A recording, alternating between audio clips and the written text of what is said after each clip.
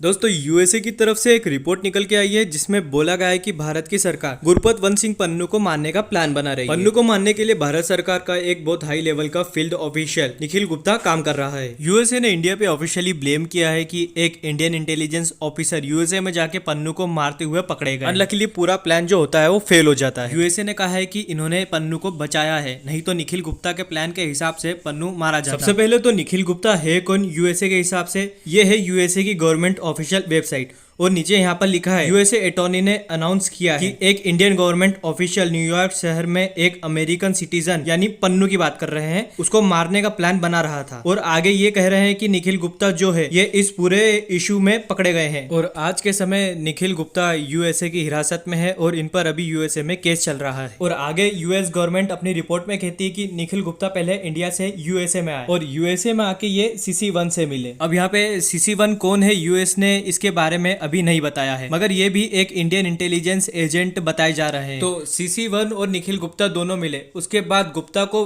बताया गया पन्नू को मारने का एक प्लाट। और इसमें होगा क्या, निखिल गुप्ता एक हिटमैन को हायर करेंगे यूएसए में जो पैसे लेके पन्नू को मार सकेगा। तब निखिल गुप्ता यूएसए में एक हिटमैन की तलाश में लग जाते हैं और इसी बीच उनकी एक सोर्स से बातचीत होती है, पर वास्तव में वो आदमी यूएस गवर्नमेंट के टच में था। अब वो क्या करता है, यूएस गवर्नमेंट को इन्फॉर्म कर देता है कि इंडिया से एक आदमी आया है जिसका नाम निखिल गुप्ता है और उसका ऐसा ऐसा प्लान है। अब इन सब के बीच FBI इन्वॉल्व हो जाती है और FBI क्या करती है, एक नकली हिटमैन तैयार करती है जिसे निखिल गुप्ता से मिलाया जाता है और वो आदमी कहता है हाँ जी मैं पैसे लेकर लोगों को मारता हूँ। और आगे दोनों के बीच एक डील होती है कि पन्नू को मारने के लिए $1 लाख पे किए जाएंगे और इसे इंडियन करेंसी में काउंट करें तो 83 लाख में दोनों के बीच डील फाइनल होती है। हिटमैन यूएसए का आदमी होता है तो यहाँ पर निखिल गुप्ता का प्लान फेल हो जाता है और यूएस गवर्नमेंट निखिल गुप्ता को रंगे हाथों पकड़ लेती है। मतलब मुझे तो ये रिपोर्ट पढ़ के गूज़बम्स आ गए कि इंडियन इंटेलिजेंस एजेंसी इतने डीप लेवल पर काम कर रही थी जैसा इस रिपोर्ट में दिया है। उस हिसाब से